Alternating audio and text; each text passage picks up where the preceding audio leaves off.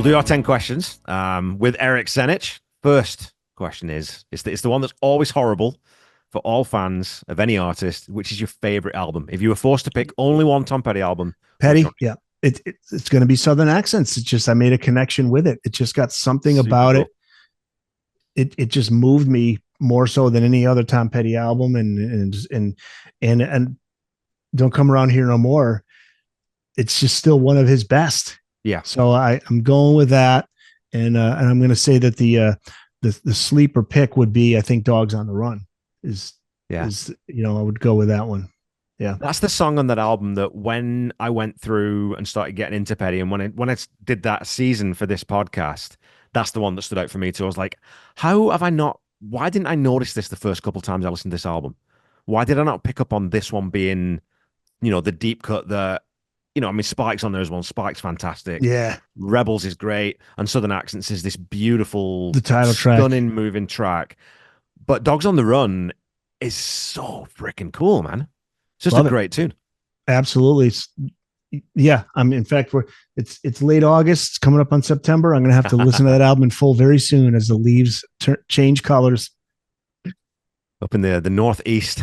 That's it, man. Beautiful. Beautiful up there. Okay. Yep. Question 2, Mudcrutch or the Traveling Wilburys? Oh, Wilburys.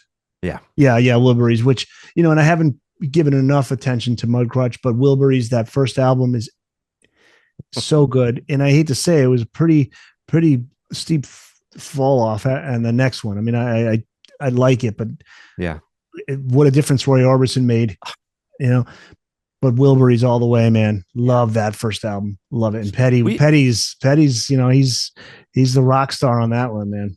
Well, it's funny because, and I've talked about this on the show for sure, definitely before, but when I was younger, I'm pretty sure that the Wilburys were my entry into Petty. I think I heard the Wilburys album before I heard. And so, but I thought, being English, well, I'm a huge Beatles fan, so I know George Harrison, of course. I'm a huge ELO fan, so I know Jeff Lynne. I'm a huge Dylan fan because my dad loves Dylan. And Roy Orbison's Roy Orbison, who's just this different sort of mythical, epic level status. Right. Who's this Tom Petty kid that let him hang around with him? Right. Yeah. So I didn't know who he was, but of course, when you learn about this, well, they're all equals, and they all. There was a rumor that Springsteen was going to replace Orbison. I remember that. Yeah, that's mad. Hey, I don't know how true that would have been, but yeah. Charlie T. Wilbury Jr. Yeah. And then was he Muddy Wilbury on the next one or something? I can't remember. Charlie T on the first one, and then that's the other crazy thing about it. First of all, they changed the names. The second album, they go to it's volume 3 instead of volume 2. I know. So much fun. Right? Chickenfoot did that, right? This Chickenfoot second album is totally homage. 3 yeah. Total homage.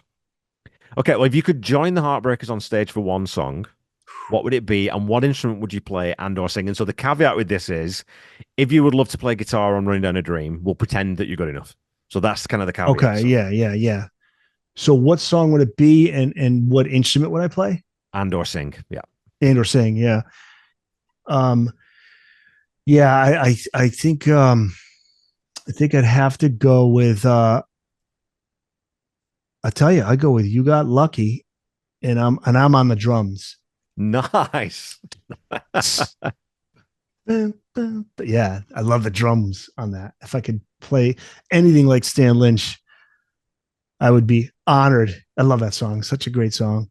Yeah, dude, we were talking on the episode that we did earlier this week about jazz musicians and how people are influenced and all this kind of stuff. And it's where Stan and Steve Ferroni are night and day difference, because Steve does have a lot of that. But it's kind of funny because Stan is a powerhouse drummer, but he plays traditional grip. So he plays that left. He's playing that stick with the little wrist flick. Finesse. He gets that power. So I get frustrated sometimes when people say that he's just a power drummer. It's like, nah, dude, like that guy had serious touch. You Got Lucky. Yeah. Well, that song blends. That old song also blends. Electronic drums or sort of loops and real drums. So that's a different skill again when you've got to be able to play, complementary to a different track. Yeah, I mean, dude, listen to Night Watchman. Oh, dude, listen to Night Watchman. Well, I'm hoping against hope. Fingers crossed, because Stan is going to be in Gainesville this year at the Tom Petty weekend with his new band, the Speaker Wars. Who, if you haven't checked them out. So I'm really hoping to get a bit of FaceTime with Stan Lynch maybe once. Oh, that'd be great. Yeah. Okay, your Yeah. next question is who would be your dream opening act at a Tom Petty and the Heartbreakers concert? Oh, at a Tom Petty and Heartbreakers concert, opening act would be, oh boy. When you say opening act, I'm thinking they can't be on the same level as No, they can. Yeah, they can.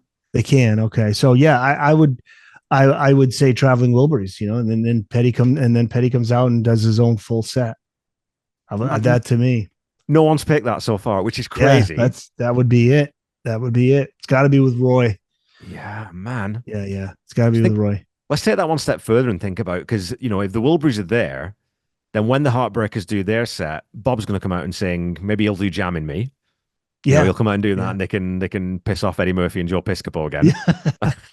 yeah. Roy could come out and do what would he? Probably something off Full Moon Fever, maybe Running Down a Dream, and he plays and sort of does Yeah, backing because vocals. isn't And Roy does backing on that anyway, right? yeah, Isn't he he on? plays on everything on that album. Yeah, he plays.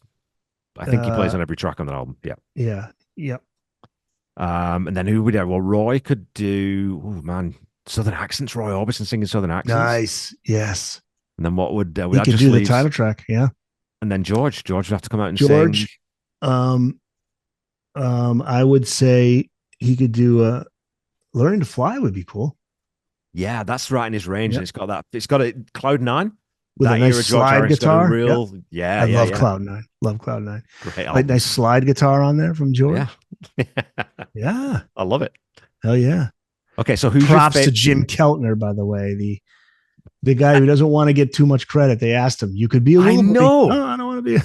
Buster Yeah. Sidebreak? Like, dude, he's one of the best drummers of all time. Like, come on, just Yeah. let us put your name on the album. Keltner. Yeah. Well, yeah, there's a guy again. I mean, we talked earlier in the other episode too about Petty shows up and Benmont shows up and Stan shows up. They all show up on other people's records. Yeah. Keltner's played on, Uh-huh. I mean, literally thousands of records. Yep. In Which every makes me genre, think of the other episode I really would love people to listen to was the Joel Selvin had the book on Jim Gordon, Derek and the Dominoes and all that. Tragic story, but a compelling story. That guy, mental illness took him down. One of the best drummers in the world. Yeah. Just like Keltner, everybody wanted him. That's that's episode 195, by the way. So yeah, well, there'll be a link in the episode notes for that, folks. So go check it out once you listen to this. Cool. So who's your favorite band member other than Tom? Other than Tom, Stan. Yeah, Stan the Man Lynch. Yeah, love him. I love him, man. I love that sound of he's such a huge part of that original sound. I mean, I love Mike Campbell. Don't get me wrong, man. He's the dude. But as a fan of drums, I just love drums. I'm always just tuned into the drums. He's my man, Stan. Well, isn't that such a blessing that Tom had Stan when he needed Stan, and then he got Steve Ferroni when he needed Steve Ferroni? Yep, when he was ready to move into a different direction. It's unusual that. But I was talking to someone about this the other day about.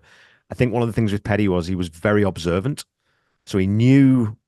If a door to an opportunity opened, he always went through it. He didn't let it slam shut until when Ferroni comes in after they've trialed. Kenny Aronoff comes in and doesn't book the gig with Wildflowers. Oh, did he try out Aronoff? So Aronoff was loading out.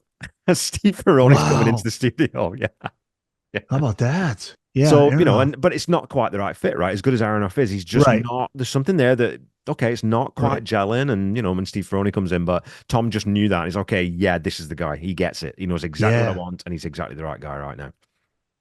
Absolutely. Okay, if you could go to see any Tom Petty concert from history, which one would it be? And I've broadened this out a little bit. You can also go for sort of an era or a tour. Or I'm assuming you never saw Petty live, I'm assuming. Oh, no, I did. Yeah. You did? Okay. Yes, I saw him 2, if not 3 times. Oh, okay. Yeah. Yep. Early 2000s and then like mid 2000s. Yeah. Great show. Okay. Boy, if I could pick a tour, I tell you, man, I would probably choose the Hard Promises tour. Nice. Yeah, just as he's just become a huge phenomenon. He's now in the mainstream and he's coming into his own. And and we were talking about how great that album is. So yeah, that and you got this young, young on top of his game, Petty and his Yeah. band, a little pissed off from punching the punch. What was the story too? What was that? The reason he punched the wall? It was because they were trying to record Rebels, Yes. and they just couldn't. He couldn't get it to sound good, so he went back to listen to the demo. And after listening to the demo, he realized that they'd spent 3 months making a version that wasn't as good as the demo, and so he just punched the wall in frustration and broke his. He said he turned his bones to dust. I love it. Like I said, he does the doctors. So I hear you're a guitar player. Just looking at the average set list for the Hard Promises tour. This is a pretty good set cool. list. American Girl, Listen to Her Heart, A Thing About You, Here Comes My Girl, The Waiting, I Need to Know, Don't Do Me Like That, Even the Losers, then 2 covers, Don't Bring Me Down by the Animals and Louie Louie, Rich Berry and the Pharaohs, A Woman in Love, It's Not Me, Night Watchman, Breakdown, King's Road, Refugee, Shadow of a Doubt, and then they close with Shout by the Isley Brothers and Good Good Lovin' by James Brown. So interesting. He was doing those two then, Shout and Don't Bring Me Down. He was doing that on the Pack Up the Plantation live album. Yeah. So he was. I think those ones actually came. There's Did they come from there? There's 3 or 4 songs on that album. I can't remember which ones they are, but there's 3 or 4 songs on that album that don't come from that tour. I think Shout is one of them. Yeah. Okay. And I always love that live album. I used to listen to that nonstop to the point where I had to buy another copy of it, and with Full Moon Fever too. Just wore it out. I'd drive to the mall on the weekends, and I would fast forward to Shout and just sit back and enjoy, because it's such a long song.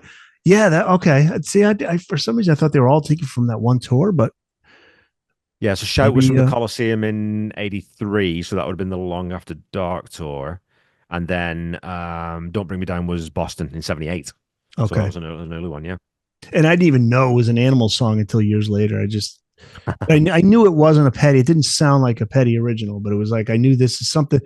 There's something here. This is so cool, Yeah, he made those songs his own though too, right? That's the thing about them as a cover band. And we got the Fillmore release, and that's got 50 covers or something on it. It's just they were the best cover band in America at the time. Yeah. Oh yeah.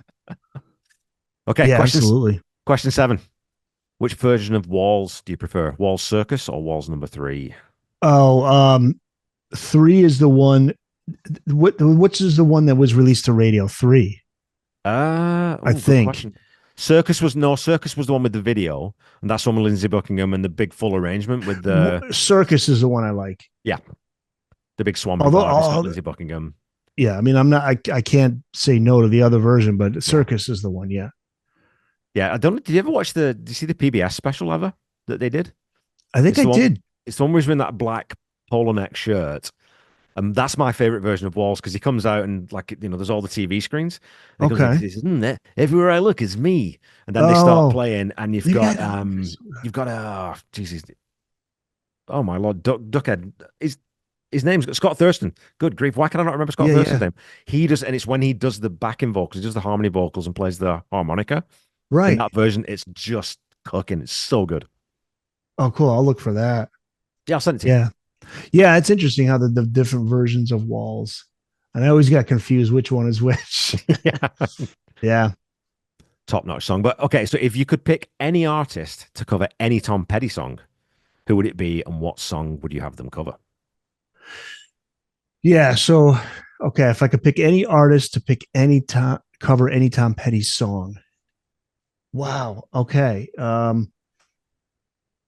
I don't know if I should start with the song first, or let me start with a song. Let's see. I would say Learning to Fly, and I would like it to be sung by, how about, hey, this would be interesting. Okay. How about Learning to Fly sung by Sammy Hagar? Oh, nice. Yeah. Sam could do it, man. Sam could do that song.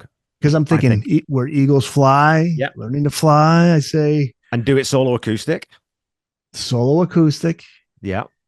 Hey, I'm on board, man. Which, by the way, I can listen to Sammy sing the phone book. What a voice.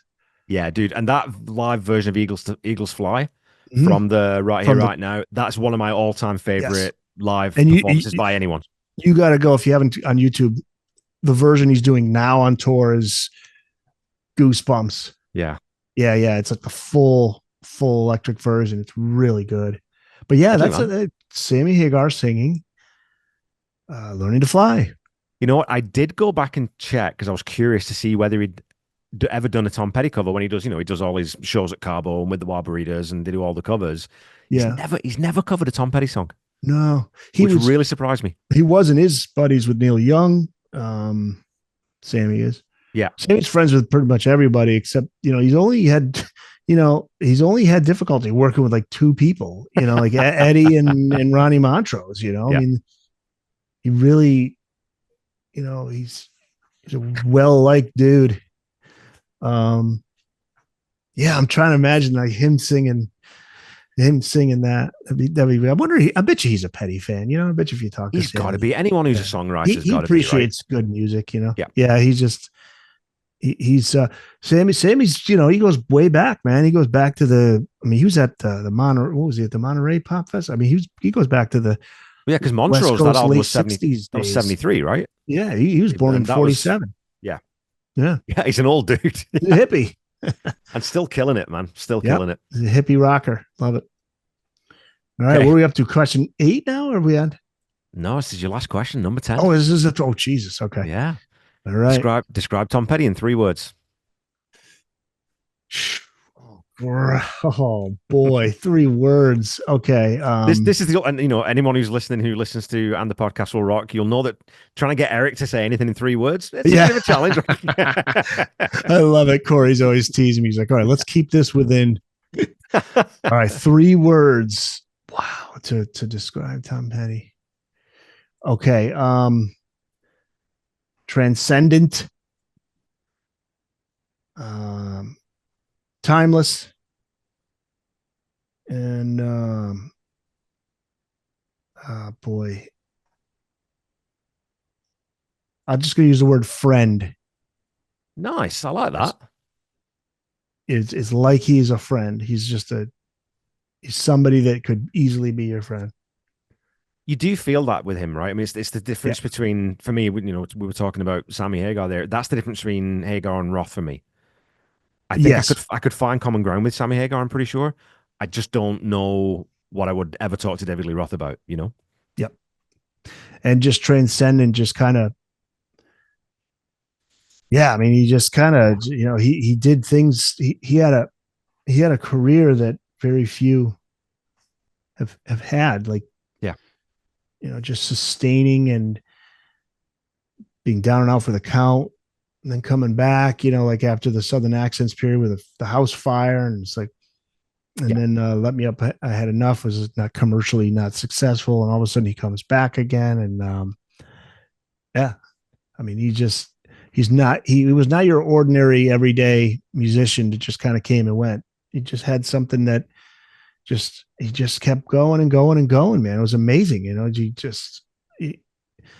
I just too bad because it would have been, we probably would have had another 3 albums by now if he was still here.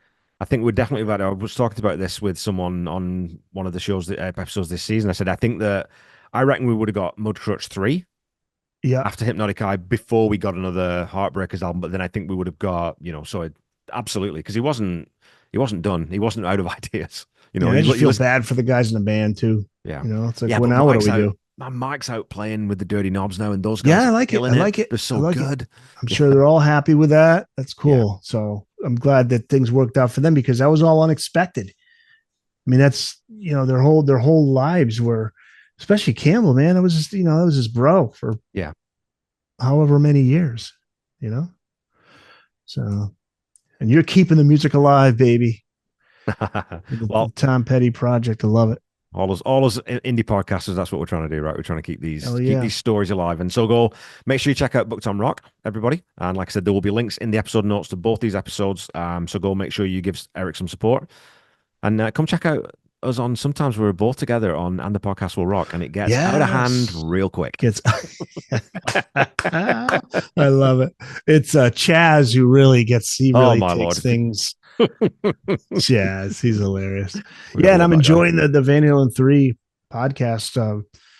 That I'm looking for. Actually, I'm going to be on, I think, with Yeah. you guys for Fire in the Hole or one of the songs. I can't remember, but yeah, it'll be interesting to talk about that. So yeah, thanks for having me on, man. This was a long time coming. I know we wanted to do this a while back, so finally Yeah. made it happen. So yeah, thanks for having me on, man.